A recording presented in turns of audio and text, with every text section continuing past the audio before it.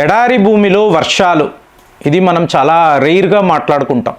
మామూలుగా ఎలా ఉంటుంది, ఎండలు, అబ్బా చాలా ఎండలండి, ఇలాంటి విషయాలు డిస్కస్ చేస్తాం. కానీ ఇంతంత పెద్ద వర్షాలు ఏమిటి మనం మాట్లాడుకోం.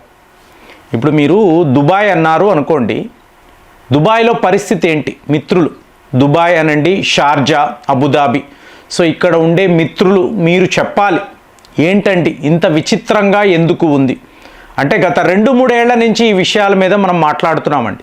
ఇంతకుముందు లేదు. ఇంతకుముందు ఎడారి అంటే ఎండలే, వర్షాల గురించి మాట్లాడడం. సరే, వర్షాలు పడితే మంచిదే కదా. ఇప్పుడు ఇవాళ దుబాయ్లో బీభత్సమైన వర్షాలు. సో డిసెంబర్ 18 నిన్న, ఇవాళ, రేపు కూడా ఉంటుంది అని చెప్పి వాళ్ళు చెప్తున్నారు. సరే, వర్షాలు పడితే వాతావరణం చల్లబడుతుంది, బాగుంటుంది, ఇది కదా. కానీ అలాంటి ఒక క్లైమేట్ అక్కడ లేదండి. ఇప్పుడు దుబాయ్ అన్నారు అనుకోండి, ఒక్క సంవత్సరములో 100 మిల్లీమీటర్స్ వర్షం అనేది ఉంటుంది, నమోదవుతుంది మామూలుగా. కానీ ఈ వర్షము అంటే 365 రోజుల్లో కురవాల్సిన వర్షము 2 రోజుల్లో కురిస్తే ఇది ఎంత డేంజర్ అంటే దీన్ని క్లౌడ్ బర్స్ట్ అని అనాలి, వర్షాలు అనడానికి ఉండదు. సో ఒక దగ్గర మీకు ఈ వర్షానికి సంబంధించిన మేఘాలు అక్యుములేట్ అయ్యి ఒకేసారి పడడం, సో ఇది ఎప్పుడూ కూడా మంచిది కాదు. ఇవాళ దుబాయ్లో అదే పరిస్థితి. ఆల్రెడీ మెక్కా మసీద్ వద్ద పరిస్థితి ఏంటంటే సౌదీ అరేబియా వద్ద ఎలా ఉందో మాట్లాడాము. ఇప్పుడు దుబాయ్ టార్గెట్ అయ్యింది. So Dubai, Abu Dhabi, Sharjah. So మొన్న షార్జాలో కూడా కొంతమంది మిత్రులు కలిశారు. సో వాళ్ళు కుదిరితే కామెంట్స్లో రాయండి ఎందుకు ఇలా ఉంది. సరేనండి, మిడిల్ ఈస్ట్లో అక్కడ అటు ఏముంది అనుకుంటే 2023లో చూడండి, జనవరి నెల ఇలాంటి వర్షాలు కురిసాయి. అబ్నార్మల్, వింటర్ సీజన్ కదా, వర్షాకాలము కాదు. కానీ 2023 జనవరిలో మిడిల్ ఈస్ట్లో ఇలాంటి వర్షాలను వాళ్ళు చూశారు.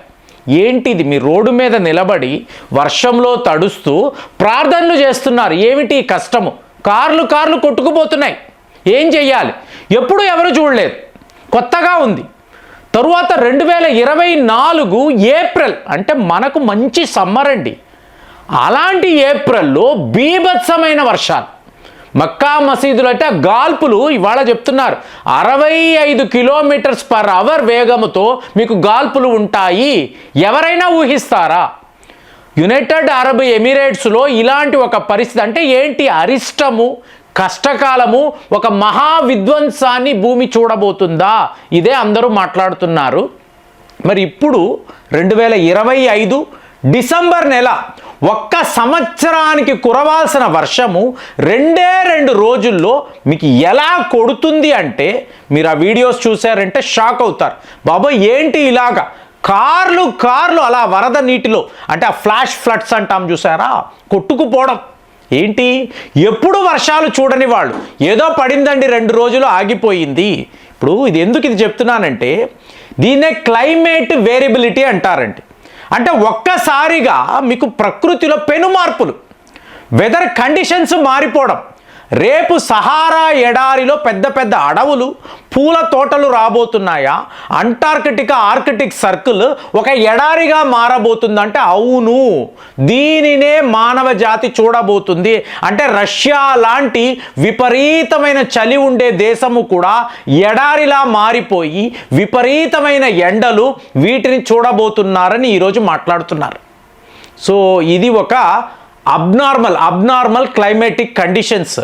మీలో ఎవరైనా తమిళనాడులో నివసిస్తూ ఉంటే చెన్నైలో పరిస్థితి చెప్పండి. మొన్న బిలో 20 degrees సెంటిగ్రేడ్ అండి చెన్నైలో. ఎప్పుడూ ఉండదు, మీకు ఎయిర్పోర్ట్ కనిపించడం లేదు. అంటే మనం మామూలుగా ఈ సీజన్లో ఎర్లీ మార్నింగ్ చలి అనేది చూస్తాం. 12 వరకు కూడా చలి అలాగే ఉంటుంది. ఒక 2-3 అవర్స్ రిలీఫ్, మళ్ళీ 5 o'clockకి మీకు చెన్నైలో విపరీతమైన చలి. ఒక చెన్నై కాదు, అరుణాచలము అనండి, పాండిచ్చేరి అనండి, ఇక్కడంతా కూడా ఎవరు ఎప్పుడు ఊహించని చలిని చూస్తున్నారు. అంటే ఏంటి? అక్కడెక్కడో ఏదో జరుగుతుంది అని చెప్పి మనము ఒక వీడియోను విడుదల చేస్తే మనకు ఇక్కడ తమిళనాడు, ఆంధ్రప్రదేశ్, ఇప్పుడు మనం అరకు అంటాం కదా, అరకు వద్ద లంపసింగి మీలో చాలామంది వెళ్ళుంటారు. నేనైతే వెళ్ళాను, చాలా ఎంజాయ్ చేశాము. అద్భుతంగా ఉంటుంది ఈ లంపసింగి. అరకు వ్యాలీ దగ్గర 6.3 degrees సెల్సియస్. ఇక ఊటీ అంటారా, ఊటీ అయితే 5.3 డిగ్రీ సెల్సియస్లో.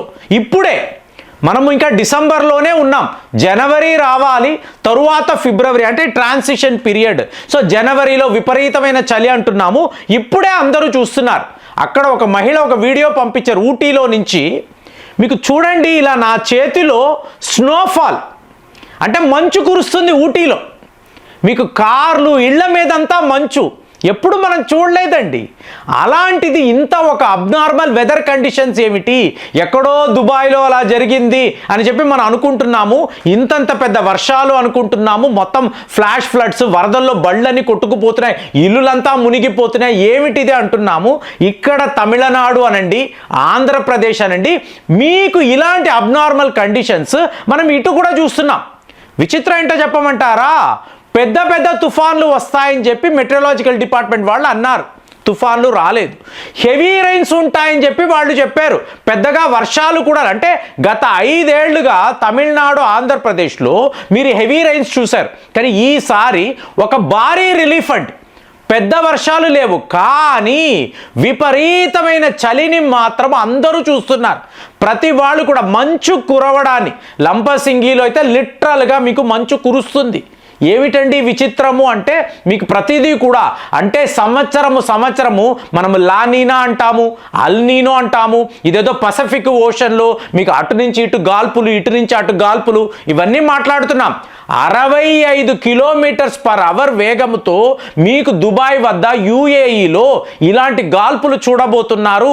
మెక్కా మసీదు వద్ద భారీ వర్షాలు అన్నప్పుడు ఇది ఇంతకు ముందు మానవ జాతి ఎప్పుడైనా చూసిందా, లేదా గత 100 ఏళ్లలో ఇలాంటి ఒక అద్భుతమైన క్లైమేటిక్ కండిషన్స్ను మనం అబ్జర్వ్ చేసామా? లేనే లేదు. నాకు తెలిసి నా చిన్నప్పటి నుంచి ఇవాళ వరకు చూస్తున్నాను, పెద్ద పెద్ద తుఫాన్లు చెన్నైలో చూసాము, కానీ ఇవాళ మీకు ఎడారి భూమిలో ఇంతంత పెద్ద వర్షాలు ఏమిటి, ఎవ్రీ ఇయర్లా పెరుగుతూ ఉండడం. మళ్ళీ దీనికి ఒక ప్యాటర్న్ లేదండి, ప్యాటర్న్ లేదు. ఒకసారి ఏమో జనవరిలో ఇలా కురుస్తుంది, ఇంకొకసారి ఏమో ఏప్రిల్లో, ఈసారి డిసెంబర్లో. సో అరేబియన్ సీలో ఏం జరుగుతుంది ఇప్పుడు, వాళ్ళ సెంటర్ ఫర్ మెట్రలాజికల్ డిపార్ట్మెంట్ వాళ్ళు ఏం చెప్తున్నారు అంటే, సముద్రాల వైపు మీరు ఎవరు వెళ్ళకండి.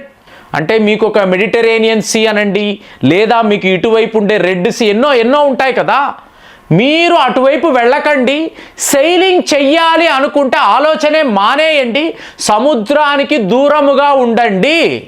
ఇది మీకు వాళ్ళ డిపార్ట్మెంట్ వాళ్ళు అంటే ఒక రెడ్ అలర్ట్ని ప్రకటించి, అవసరమైతే ఇళ్ల నుంచి బయటికి రండి, లేకపోతే రాకండి. స్కూళ్ళు, కాలేజీలు, యూనివర్సిటీలు సర్వము మేము మూసేసాము, సో ఇప్పటికప్పుడే ఇవి తెరవబడవు, మీరు మాత్రం ఈ వరదల్లో చిక్కుకోకండి అని చెప్పి మీకు United Arab Emirates, Saudi Arabia, అలాగే ఖతార్, దోహాలో కూడా హెవీ రైన్స్ పడుతున్నాయని చెప్పి మిత్రులు చెప్తున్నారు. కాబట్టి ఈ వీడియో చూస్తున్న మిడిల్ ఈస్ట్ అరబ్ దేశాల్లో ఉండే మిత్రులు ఎంతో మంది ఉంటారు, వేల మంది ఉంటారు. సో మీరు చూస్తుంటారు, నేను మొన్న అక్కడ ఉన్నప్పుడు కూడా చాలా మంది వచ్చి కలిశారు. మరి మీరు చెప్పండి, పరిస్థితులు ఎందుకు ఇలా మారిపోయాయి, మీరు సురక్షితంగానే ఉన్నారా? ఇలాంటి వరదలు ఇంతకు ముందు మీరు ఎప్పుడైనా చూసారా? ఎందుకు ఇలాంటి పెను మార్పులు అక్కడ జరుగుతున్నాయి? దీనికి కారణాలు, కొంతమంది 10 ఏళ్ల పాటు ఉంటారు కదా, 5 ఏళ్ల క్రితం ఇలాంటి ఒక సిచ్యువేషన్ లేదు కదా, సడన్గా ఇప్పుడు ఎందుకు ఇలా మారింది? అసలు మీ కుటుంబ సభ్యులు, మీ పిల్లలు, వీళ్ళు దీని గురించి ఏం మాట్లాడుకుంటున్నారు? మీ అనుభవం, ఇంతకు ముందు జరగనిది ఇవాళ జరుగుతుంది అంటే ఒక కొత్త రకమైన అనుభూతి కదా, ఒక కొత్త రకమైన అనుభవం కదా. దీనిని మీరు ఎలా చూస్తున్నారు? అసలు ఇది ఎందువల్ల ఇలా జరుగుతుంది? మీ ఆలోచనలు ఎలా ఉన్నాయి? మీ అభిప్రాయాలు ఎలా ఉన్నాయి? కామెంట్స్లో రాయండి. మళ్ళీ వచ్చే వీడియోలో కలుద్దాం. జై హింద్.